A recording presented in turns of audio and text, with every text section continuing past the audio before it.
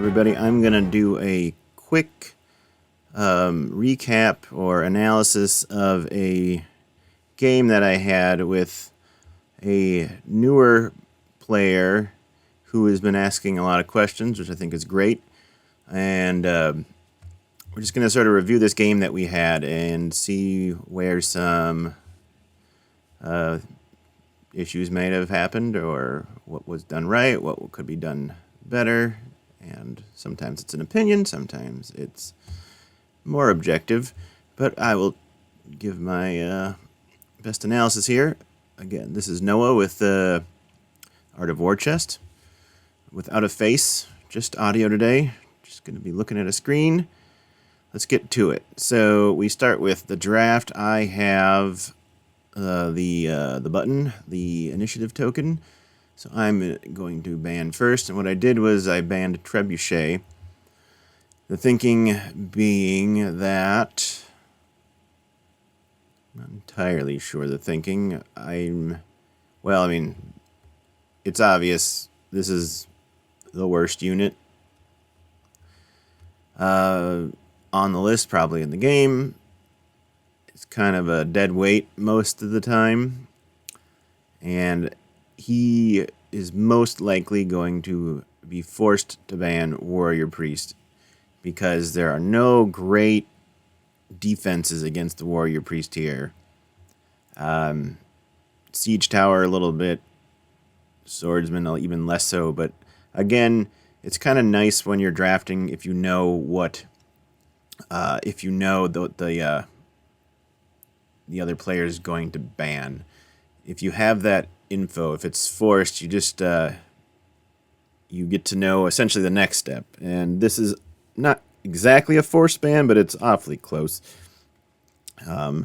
So let's see what happens here. Go to the next move. He bans Warrior Priest, which is the correct play, and I'm pretty sure I take Siege Tower. Yeah, that's the quality play there. We guess we haven't really looked at the decrees here. Sacrifice, reinforce, enlist. Nothing great, especially with these units, especially with Earl. Earl can't really take advantage of that too much. No march, and no, like,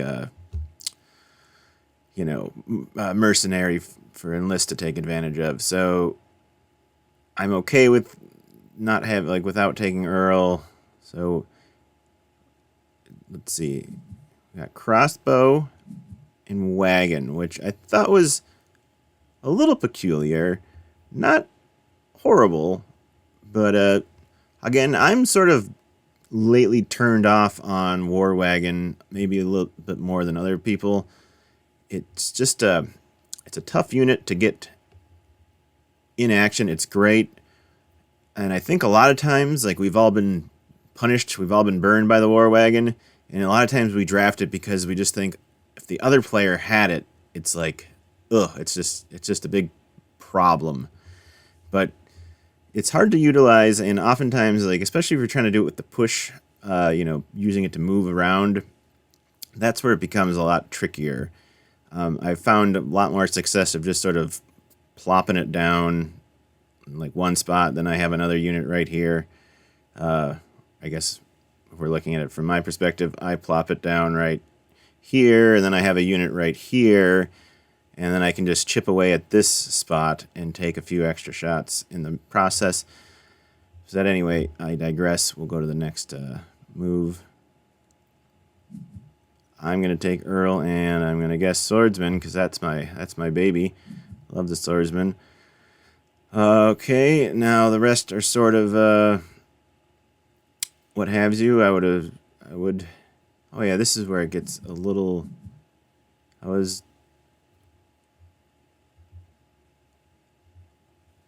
have to remind myself. I chose to look through CMU Stewart's view of the game. So these are not my tokens. This is the opponent. So I've never looked at the game from his perspective. But moving forward, let's move forward. I'm just going to quick double check. Sorry for the infinity. Oh, I guess that doesn't help. I want to make sure that everyone can see everything, but what do we got? Nothing but infinity. Anywho, a little shout out to OBS Studios. All right. So, yeah, I was a little surprised by the Lancer pick. Nothing that's game-changing, but I generally will prefer a unit that can attack adjacently. There's some cases, maybe like against Banner, where getting some range would be more beneficial. But in this case, not entirely so.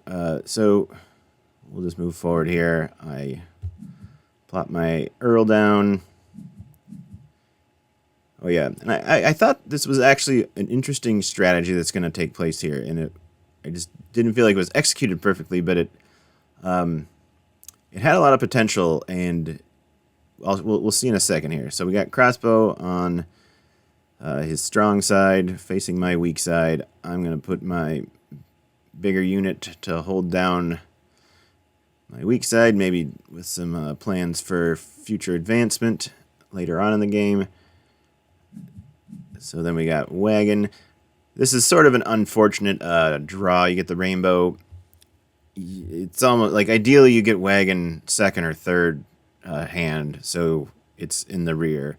And this is already becoming a little awkward because it's like, what are we going to do with the wagon? Is it going to become just a unit that does the work? And maybe it does, maybe it doesn't. I recruit a siege tower. I'm sort of just already announcing my intentions of going big over here. What do we do with the ensign? We recruit. That is acceptable. So here's the next thing that I see, which was could be considered a move of great restraint, or maybe it was a missed opportunity. So I'm pushing forward. Yada yada, nothing much to see here. Wagon goes there. And now we have a footman, probably with the intention of bolstering off. So replace the Lancer and swordsman. So again, with the Lancer, with these, with this position of fortifications, or if it's these two here, if we mirror it or whatever. Lancer has a little bit more, value, slightly, and because you get this action right here, you get to attack the fort, and already you are in position putting pressure on this unit. Now, again, sometimes bolstering it is the correct move. It's real difficult because it's like, oh, I got to get value out of this play, and I got to take this fort. Sometimes this is good because it just oftentimes you take out this fort, yay, now you have this unit that's just sort of almost becomes a liability. Like, where does it go? It's gonna become a problem. Then you got to redeploy it or bolster it off, and sometimes it gets in the way of your own advancement. There are certain occasions when it being here is great, and I'm also just saying this is just going both ways. You can just argue, even if it does become a dud afterwards, you got rid of this fort, and in the open. That's always a good thing. But anyway, he bolsters it off. I'm not gonna push that point too far, but it was just something to consider, like, especially if I'm trying to get here. If you get some action with that, you have some play there. So now we have I bolster off the footman. That's a little peculiar. You'd think you'd want to go right here, right? We know that the siege tower is coming in. Why not get the pressure on this point? I mean, all things being equal, you can still go to this spot. You can't shoot through a fort. you know, whether you like it or not, that's the rule. So I would say this spot would be more optimal. Anyway, moving forward, we're going to place the ensign. I'm going to advance the sword. Now, already, I'm also seeing on this side, especially with like some sword advancement, like there could be some issues here. You have an undeveloped wagon, not recruited. You're gonna have a hard time holding this point down. But on the flip side, you're aware that I'm already recruiting heavily over here, so it's a little safer, but just be aware that this is a difficult spot to hold. Okay. So now we have the enlist action, and it's crossbow, crossbow. And this is where it starts to get interesting, is because what we're going to see here is we're going to see a unbolstered crossbow attack. And I think that's great because bolstering it against the siege tower, it's essentially the same thing unless you're going to go triple bolster. But what you do have with this unbolstered is you're going to have more crossbow actions than I have siege tower actions, just by the numbers. So if I try to move and dodge this crossbow, as we'll see, you're going to win that game of cat and mouse because you have more crossbow. And honestly, that's where I'm saying, like, with this bolster of the Lancer and maybe potentially undeveloped, but you can almost seed this these points here because you can just really rock with just if you're just going like a not necessarily a small bag, but a complete bag of one unit. That can be very powerful. So we'll move ahead, and I go there. No, I changed my mind. Let's see. I bolster. Okay. So now this was a rookie mistake. This was unnecessary. This is far too early to be taking initiative. This is, why we play the game. We learn, etc., etc. But was not a crucial moment in the game for the player with the option to be taking the option. Why, you may ask? Well, almost always you want to reserve this for the win, from saving yourself from losing, or just such a crucial point that will really tip the balance in your favor.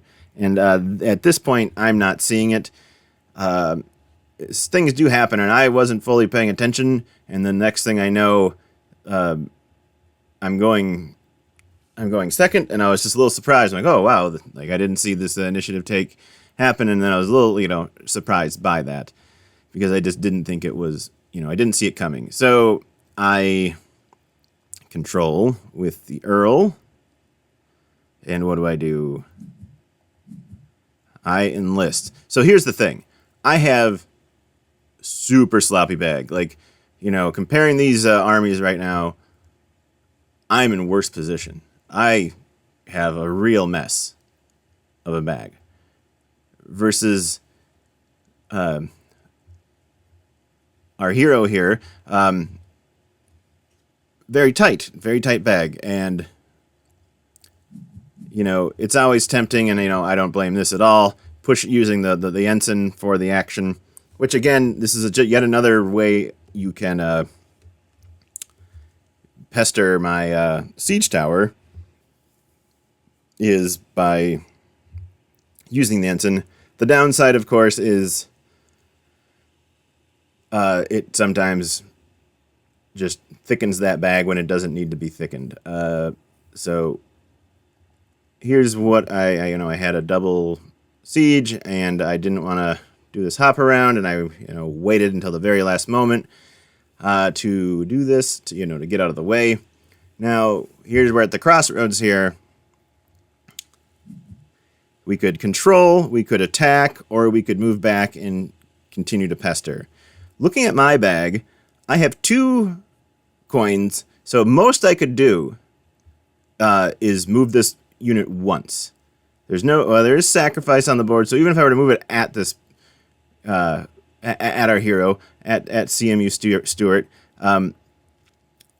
he could still like go back in here because sacrifice won't trigger the tactic of the siege tower. So, you know, you're safe even if I'm trying to get crafty.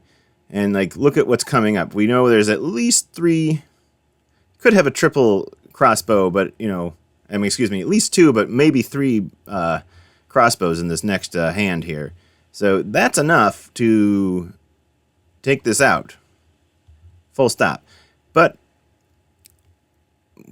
he's looking at the option and like, oh, well, I can take this, I can shoot once because I get rid of the fortification, which, you know, again, if the Lancer had taken that out, this would have been, you know, already dead. So that problem would have been solved. Again, I'm kind of playing both sides here.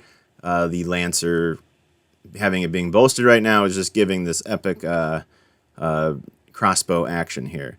So I'm not going to belabor that anymore for now. So we got wagon, crossbow, crossbow. With the lead now taken. Yeah, this is when I open up the game. I'm like, whoa, where'd my Earl go? Surprised. So, you know, I feel like, you know, maybe it was sunk cost, but we already attacked once. We need to, you know, follow through on that. But, so it's now gone. Was it the best play? Probably not. Now, I think maybe just, you know, obviously we didn't want to take initiative, but so it's kind of weird to take initiative and then just control. It feels like maybe a loss there. So I guess given the circumstance that we took initiative, maybe it's best to do that. But again, we could even pull back. The reason why I was thinking, oh, if we pull our crossbow back to do some attacks, this point hasn't been controlled yet. That would perhaps look enticing for my Earl, which I had already recruited. So it's been committed to. We got rid of it. But I'm saying probably crucially beyond not taking initiative there is hound this guy. Okay. So moving forward, I move my swordsman, just, you know, getting my points in position. Now, the next play here is control. That makes sense to me. That's fine and good. My final action is... I don't think I did that. Okay. So now, just sort of putting pressure on this guy. Again, like I was saying, this underdeveloped unit here is, you know, a satisfying treat for a player who would want to take this, because it's just kind of hanging there. And again, with this larger bag, even though it is just, you know, crossbows, we have this one loose guy here, so chances are good, or at least even. I didn't run the odds, but that this would not have been drawn. The wagon would not have been drawn. So, but the game's not over yet. What's the play here? Sacrifice again. This generally makes sense, you know. We know that this is a lost cause. The only other thought here is the downside of a sacrifice is that me, the opponent, still gets that coin to do what I will with. So I have, you know, one more Earl in here to play. So what am I going to do with it? You know, I still have that action. Rather than making me kill it, I'm not saying this is the wrong choice of sacrificing. It's probably the best option here. but it's just something to think about. Is sometimes sacrifice, that player still now has an action to do with that coin. You deploy, yes, but now, say I was bolstered and you sacrificed, now I still have that, but this took it off the board. Anyway, that's a-okay with me. Now what's the play? Now I'm getting real close to victory. I'm seeing victory here, and because this guy, I just need to get to point, and now you're going to have to move the ensign off of this point to deploy the wagon. So the play. That makes sense. And that was the next giant blunder here. I still have sacrifice. You need to be getting this point back now, because it is critical to be thinking about how this game is going to end. And we know that, yes, Siege Tower is the biggest threat, but more so as a unit, but the real threat are the points. And there's no redeploy, and you have the lead still. The player has the lead still. So even if I try and attack, I can always back up, but this needs to be our focus right now. So that was the next large error, I'd say, is we're kind of changing our mind. We took initiative to kill this point. We want this point. Now we're going at the Siege Tower, which is, understandable, but we want to think about the overall points on the board and how the game is going to be won. So if I'm looking at this, I'm thinking I'm going to have a hard time stopping this score.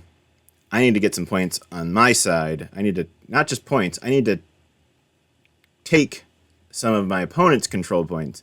So it's, like a 2-point swing versus a 1-point swing. Moving forward, I'm doing just that. I'm moving at this point. Oh, look, we don't need to move the ensign because I can deploy the wagon there. I was misinformed. All right, so now we are going there.